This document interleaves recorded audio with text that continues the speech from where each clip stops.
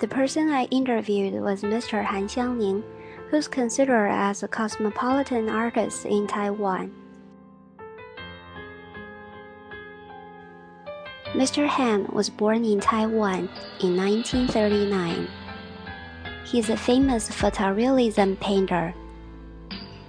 Besides that, he was the youngest member in Taiwan Main Painting Association. When Mr. Han was 17, he moved to New York and soon became one of the most famous Chinese American artists. He lived in America for many years. Half of his paintings were collected by European and American galleries. At his age of 65, he moved back to China. He lives in an Asian city called Dali. It is in south of China. He was called Happy Prince by his students because he always brings happiness and hope to his surroundings. Mr. Han is living a cosmopolitan way of life. He stays in local and different. As Appiah says, develop the relationship of respect across the differences.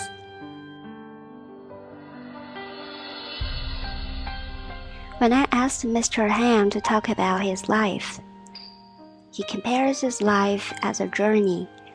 He says that traveling makes him happy and helps him bring happiness to his friends. On his way of traveling and painting, he keeps bringing new ideas into his work. Gradually, he realized that there isn't a certain place can be called home. He thinks freedom is the source of his inspiration. When I asked him how his experiences influence his artwork and life, he replies, he is looking for the combination between life and arts, and the harmony between individual and the world.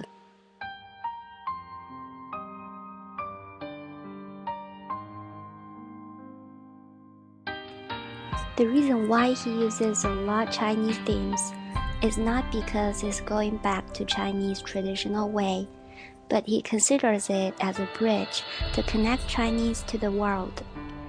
Mr. Han loves Chinese culture and Chinese traditional arts. And his traveling experiences help him broaden his horizon. He says, at present, art creation should be based on the world culture. But if we deliberately pursue a combination between the Eastern and Western elements, we may artificially create the cultural barrier.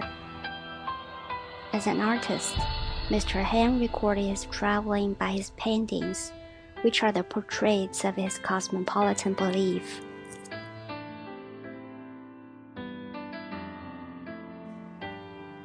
As Appiah says in his Cosmopolitanism, the points of entry into cross-cultural conversation are things that are shared by those who are in the conversation. Definitely, Mr. Han is the one who is in the conversation.